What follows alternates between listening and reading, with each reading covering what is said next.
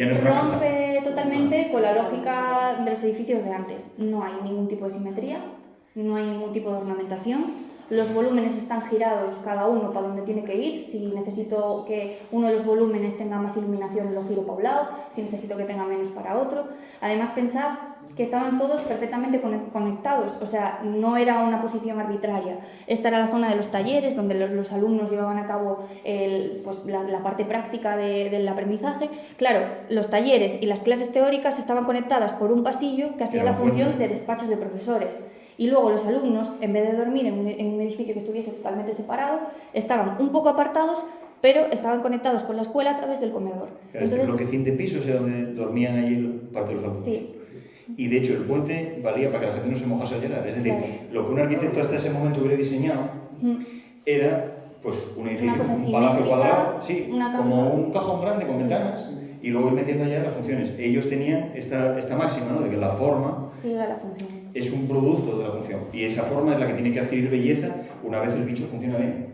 Pero no nunca partir de un apriorismo, ¿no?, que es un poco ideológicamente lo que ellos querían romper, no querían partir de ideas preconcebidas para hacer un edificio que luego, si está mal hecho, lo vas a padecer. De ahí el tema del diseño inteligente, el diseño racional, o sea, era simplemente buscar que el edificio cumpliese su función de la mejor manera posible.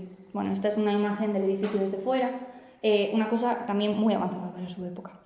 Los interiores también eran bastante atípicos, porque era la primera vez que se asumía la estética de lo industrial en un edificio que no era industrial. Entonces, en la foto de la derecha tenéis las habitaciones que eran los talleres. Sí, era escandaloso, la gente no estaba acostumbrada a ver algo así. Esta era el aula de los talleres. Claro, pensad que para un taller, ¿qué necesitas? Pues muy buena luz, techos altos, bueno, todo eso venía un poco, bebía de la arquitectura industrial. Sí, como una fábrica. O sea, te daría vergüenza donde los trabajadores trabajan, tú estás estudiando, estás tal. No, se veía como algo natural, es decir, es una cosa socialmente válida. Es una y luego, además, la dignidad de los espacios, porque esta que tenéis aquí a la derecha era el recibidor de una escalera. En otras arquitecturas, pues igual te encontrarías al llegar de una escalera a una pared. Pues ellos hacían grandes ventanales. Bueno, de la Bauhaus recordamos todos un montón de objetos que han sido pues, icónicos, ¿no? Este es el sillón Basili, pero como ellos otros tantos. Claro, con este tipo de cosas del diseño inteligente, y pues lo que pasa es que se acaba... se mitifica mucho. Entonces, claro, entre que ya hay pocas unidades de los originales y tal y cual, pues eso de que el objeto estaba pensado para que todo el mundo pudiese adquirirlo, pues claro, cambia un poco, digamos que se revalorizan las piezas. Cosas que se pensaron, como puede ser esta, como el sillón de un pobre, que sean unas tiras de tela o de cuero con unas barras que se supone que había que fabricarlas por millones. Nunca se llegaron a fabricar por millones, ya veréis por qué. Y al final pues, se convirtieron en objetos de arte. Pero digamos que el planteamiento... Quizás sería interesante reflexionar sobre qué hubiese pasado si la historia hubiese sido distinta y hubiese habido miles de Bauhaus por toda Europa, ¿no? Claro. Pero bueno, quedaros con esta imagen de que la escuela era como un espacio totalmente libre, donde hombres y mujeres estudiaban juntos, donde de repente se hacía buen tiempo, salías a dar una clase al aire libre. Bueno, era un poco ese ambiente súper moderno. Pero bueno, volviendo a esa figura del arquitecto que comentábamos antes, el Le Corbusier, el del esquema dominó, digamos que él ya siendo muy joven se daba cuenta de que tenía ideas muy potentes, ¿no? Y que iba de alguna manera a marcar historia, a hacer historia. Entonces, bueno, él comentaba cosas del tipo, una vivienda es una máquina de habitar. Esto, claro, para la gente, escuchar eso era como que raro, pero os vamos a explicar por qué decía esto. O sea, para él, la vivienda tenía que funcionar como el motor de un coche, como la Bauhaus, lo que decíamos del edificio de la Bauhaus, que todas las funciones tuviesen una lógica y estuviesen diseñadas de una manera racional. Entonces, bueno, de la misma manera que un barco es la máquina de navegar, pues para él la vivienda es la máquina de habitar. Y estas ideas ya las plasman sus primeras obras construidas. Este fue un encargo que le hizo un amigo suyo que era pintor, y claro, rápidamente te puedes dar cuenta de que esa vivienda no vale para todo el mundo, vale para un pintor. Es una vivienda con techos altísimos, luz cenital, que es una luz suave que le permite pintar cómodamente, espacio diáfano, sin obstáculos, Bueno, es una casa pensada para un programa funcional concreto. Y luego las provocaciones, porque lo que decíamos de la arquitectura industrial, que ya habían abierto la veda, ¿no? Estos techinos así como triángulos, así. Que recuerdan una nave industrial. Claro, eso era muy provocativo. Ahora nos puede, nos puede parecer un poco anecdótico, pero en las afueras de París hacer una casina de este estilo era alarmante para mucha gente. De repente ver algo así. Y luego también esas ideas como provocadoras las plasmaba en sus publicaciones. Esta publicación de aquí es hacia una arquitectura que, claro, imaginaros, estaba equiparando la arquitectura, que por aquel entonces era un término como súper elevado, ahí como súper sagrado, con una imagen de un transatlántico, del pasillo de un transatlántico. Entonces, claro, chocaba muchísimo. Y luego en el interior, o sea, en sus páginas, pues podía comparar la evolución del diseño de un templo griego con la evolución de los coches de los años 20. Entonces, claro, de repente chocaba un montón porque nadie había comparado algo tan sagrado como la arquitectura con otras cosas. Buscaba romper esquemas, porque mucha gente dice, cuando le dices una vivienda es una máquina de habitar, piensa que una vivienda es la casita que dibuja un niño, no piensan que es algo a diseñar, ¿no? Y cuando dices hacia un arquitecto y lo que ves es un pasillo humano, dices, ¿qué es esto? ¿no? Claro. Y cuando ves que esto que supone que es sagrado, la arquitectura griega, tal, lo está comparando con algo tan vulgar como la producción industrial, a los ojos nuestros está acertando, porque todo el pensamiento humano, en tanto que diseño, pues es lo mismo, claro, pero está rompiendo mitos. Exacto. Y bueno, vais a ver a lo largo de la charla que Le Corbusier tiene una obsesión con los transatlánticos. O sea, para él es la máquina perfecta, en ella encuentra el diseño más racional, más puro, está pensado para cumplir una función muy concreta, es grandioso pero no es ostentoso y además es apto para todas las clases sociales, es decir, ahí puede entrar quien quiera. Entonces era algo que le fascinaba porque hacía clic con toda la mentalidad que estaba como surgiendo en aquella época. Entonces, claro, en Le Corbusier más o menos estáis viendo que entre que era un gran propagandista, que tenía grandes ideas él mismo, seguramente obviamente, cuando estaba solos en casa se daba cuenta que era un arquitecto que iba a cambiar el mundo. Entonces necesitaba, y lo sabía, un mecenas grande, que le permitiera hacer una obra a nivel mundial, que pudiese marcar la historia de la humanidad. Ese mecenas lo encontró en una institución de aura, digamos, democrática, que era la Sociedad de Naciones, que muchos recordaréis. Nacida a través del Tratado de Versalles como un organismo que tenía que arbitrar en futuros conflictos, etc. Y que, bueno, se suponía que tenía esa impronta democrática del mundo que había nacido a partir de la hecatombe esta de la Primera Guerra Mundial, ¿no? Entonces, convocaron un concurso porque había que construir la sede para la Sociedad de Naciones. En ese concurso, bueno, pues los que propusieron cosas proponían lo que cabía esperar. Mogollón de cajas, básicamente cajas de piedra, siguiendo la inercia que llevaban de siglos. Claro. Cajas de piedra con estatuas, con rollos y tal. Cúpulas con estatuas. Y Le Corbusier ve la jugada, dice, bueno, pues lo que tengo que hacer yo es una arquitectura más avanzada, porque de hecho esto es una de las instituciones más avanzadas del momento, ¿no? La democracia del mundo, ese arbitraje en la paz, pues tiene que estar representado por un edificio que funciona a la perfección como una máquina.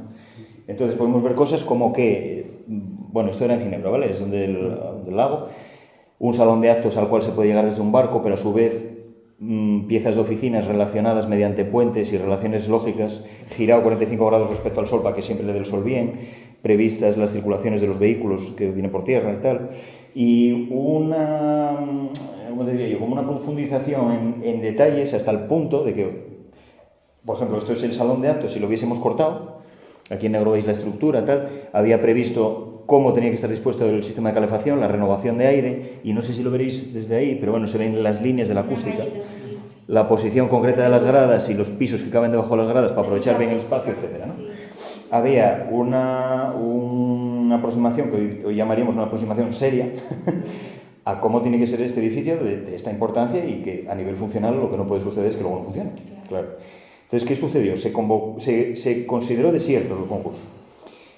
Se dijo que ninguno valía, poniendo como excusa que o valían los 13 millones de marcos que había de tope, o más. Y entonces, ¿qué sucede? Que hubo una gran oleada de críticas de la prensa especializada, de los que entendían de esto y tal, del propio Le Corbusier, porque el de él valía 12 millones. No llegaba entonces, al tope que ponían las bases del concurso. Nos vamos a aburrir, pero hubo un gran forcejeo de por qué razón pasa esto, por qué tal. Y al final lo que se desprende de eso es que la Sociedad de Naciones, en realidad, por mucho que se las diera, era un organismo tipo siglo XIX, que no quería que le representase un edificio moderno, porque eso era algo como chocante y que se supone que no era respetable. Entonces, Le Corbusier se fue de allí dando patadas a todo, probablemente cabreado y tal, y se volvió a convocar el concurso. ¿Y qué pasó? ¿Quién ganó? Bueno, ganó ese de la izquierda, que volvéis a ver que es una caja de piedra, tal, bueno, supuestamente honorable y tal, pero es que es, para más escarnio, luego Le Corbusier analizaba en sus dibujos que este edificio de la segunda convocatoria había copiado el funcionamiento del que él había diseñado. Era un plagio disfrazado, travestido de caja de piedra. Pues decidió hacer un análisis de cómo había copiado las piezas y comparándolas y eso. Digamos viendo cómo los había simplemente movido del sitio. Que esta institución no tenía el arranque o la capacidad, de la fortaleza o la fuerza que pueden tener otros regímenes o otras instituciones de otro corte, de actuar con decisión y coger un edificio, sino que al final cogieron una cosa mediocre, ¿no? Entonces, ¿qué pasa cuando tienes un bajón de este estilo? Bueno, pues siempre te queda refugiarte en los colegas, ¿no? Es decir, aparte de este tipo de fracasos, de probar con la democracia y tal, pues lo que sí hacen los arquitectos de la época, con Le Corbusier como centro, digamos, es reunirse y hablar de estas cosas. Por ejemplo, Le Corbusier organizaba los CIAN, que a lo mejor a alguien le suenan. Los CIAN eran unos congresos que ocurrían cada varios años y que en número creciente iban aglutinando a profesionales que pensaban de la misma forma, que ya venía un mundo nuevo y que había que darlo a conocer. Aquí, por ejemplo, en esta foto veis a Le Corbusier, que está ahí atrás, yo no lo veo muy bien, Aquí, por ejemplo, tenéis a Mercadal, que era español. Sí, de hecho, Mercadal era uno de los catedráticos de la Escuela de Arquitectura de Madrid en la década de los 30, y cuando Matilde Ucelay, la primera arquitecta española graduada de España, cuando hicieron la fiesta de vamos a celebrar que esta chica se graduó, pues llegaron un montón de felicitaciones de personalidades así importantes y una de ellas fue Mercadal. Esos CIAM movilizaban a gente de muchos perfiles, pero que sí que tenían una sensibilidad común de que venía ese mañana, ¿no? Por otro lado, Le Corbusier estaba en contacto con los de la Bauhaus. Este que veis aquí es Mies van der Rohe. Y claro, los alemanes tenían otro pragmatismo y de hecho le convencieron a él para participar en una idea más práctica, más pragmática. ¿Por qué no hacemos un barrio entero de casas baratas? Para que la gente a ver si se enteran de lo que es esto, de por qué esto es tan bueno, ¿no? Entonces, al lado de Stuttgart, llamaron a todos los arquitectos afines a ellos para hacer un barrio coherente de esa nueva forma de ver la clase obrera, ¿no? De cómo se tiene que vivir en el siglo XX. Le Corbusier, por ejemplo, le tocó hacer esta, que son dos viviendas pareadas, y a mí le tocó... el contraste entre el vehículo claro, y la arquitectura. Daos cuenta hasta qué punto tiene valor aquella historia, ¿no? Es decir, ¿por qué se mitifica tanto ese periodo entre guerras? Porque esto era muy avanzado, o sea, edificios de este estilo más o menos los construyes hoy y bueno, pues son homologables. Normal, pero es decir, un coche así, hoy en día, dices, este coche... Estaban siendo muy premonitorios y tenía mucha razón de lo que iba a venir. Claro. El tema es ese, que claro, todo este barrio lo hicieron y tal, quedaos con esta foto, no sé si se ve muy pequeña, pero bueno, esto es una vista así general del barrio que se va a volver a ver. Entonces, bueno, al final, a la postre lo que era esto, es decir, espacios muy racionales, esto es una planta del bloque de Mies, y luego un mensaje constante, a ver si calaba en la sociedad, de tachar esos pisos antiguos, ¿no? Recargados. Con pequeñas columnas salomónicas, con tapices, con cosas de seda, tal, y tratar de que la gente viese que, bueno, joder, somos trabajadores, vivimos de una manera modesta, tenemos unas condiciones de iluminación, de decoración suficientes y, aunque solo sea por el hecho de que va a haber menos bacterias, va a haber una vida más alegre y tal, abandonar eso, es decir, no seas una especie de burgués en miniatura, vive con clase, ¿no? Vive como la clase trabajadora. Trataban de ensalzar esa idea de vivir de una manera modesta, pero bien, ¿no? Entonces, lo digo y lo dices tú. Si giramos la vista otra vez a Rusia, con mucha más fluidez, sería la revolución, y en esta etapa central de los años 20, de esa segunda mitad, ya empieza a haber frutos tangibles, ¿no? Por ejemplo, en 1925 hay la Exposición de las Artes Decorativas de París, y la Unión Soviética manda su caja rota, ¿no? Ya ni siquiera es una caja de piedra, es una especie de caja industrial, parece como una fábrica, rota por medio, hacia lo bestia, en diagonal, una escalera que casi metafóricamente parece que nos va conduciendo históricamente hacia una sociedad sin clases, que llegará algún día, ¿no? Las propias cubiertas del edificio eran antisimétricas, bueno, tenía esa especie como de idea de edificio que explota y que a su vez contiene dentro los elementos de uso cotidiano de los rusos. Claro, ya es el constructivismo que tú ya lo puedes ver y ya lo puedes tocar. Causó sensación en París y luego Menikov, que era el arquitecto de este edificio, de vuelta a casa en Moscú, tenía su propia vivienda, que también era otra idea, no de romper la casa, sino de subvertirla, porque su casa eran 2 cilindros de ladrillo. De hecho, ni siquiera necesitó dinteles, o sea, la propia estructura de ladrillo te permite...